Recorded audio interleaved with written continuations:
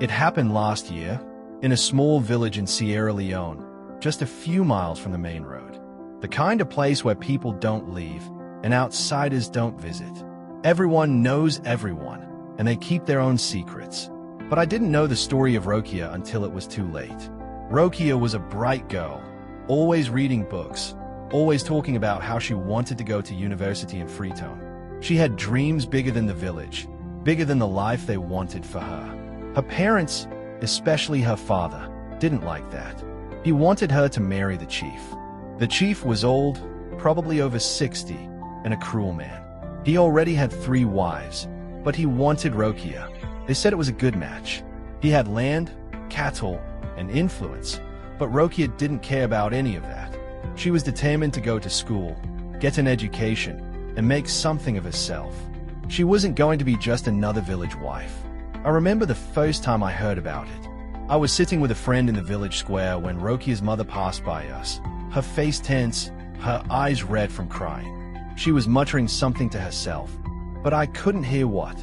That night, Rokia's father spoke in the village meeting, telling everyone that his daughter would marry the chief, and that was final. Rokia wasn't happy. She fought with them.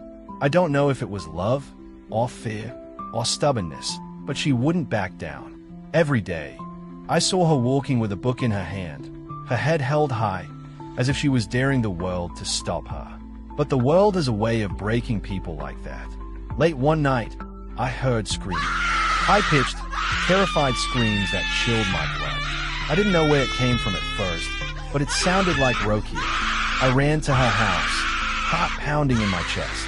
When I got there, her parents were outside, frantic, calling her name. Rokia, Rokia. But there was nothing. No sound from the house. I pushed past them and entered. The house was dark, but I saw her. She was standing by the window, staring outside like she was waiting for something. When I called her name, she didn't answer. I got closer, and I saw it. Her eyes were completely white, as if she was possessed. She didn't blink, didn't move. I felt a cold breeze in the room, even though the air was still. It wasn't the wind. It felt wrong. The hairs on the back of my neck stood up. Then, just like that, she turned to me, and in the softest, most empty voice, she said, "They're coming for me." I didn't know what she meant. Before I could say anything, the door slammed shut behind me. The room seemed to get colder, and the lights flickered. Then I heard the voice. It wasn't Rokia's anymore. It was deep, like an old man's. "She belongs to me now," it growled, as if from the very walls. I don't know how to explain it, but in that moment, I knew something terrible had happened. I grabbed Rokia by the shoulders, but she was as cold as ice, and her body felt wrong. Her eyes snapped back to their normal brown, but her face was empty, like she wasn't there anymore. The next morning, they found her, but she wasn't the same. They said her body was cold as if she had been dead for days, though she had only disappeared for hours.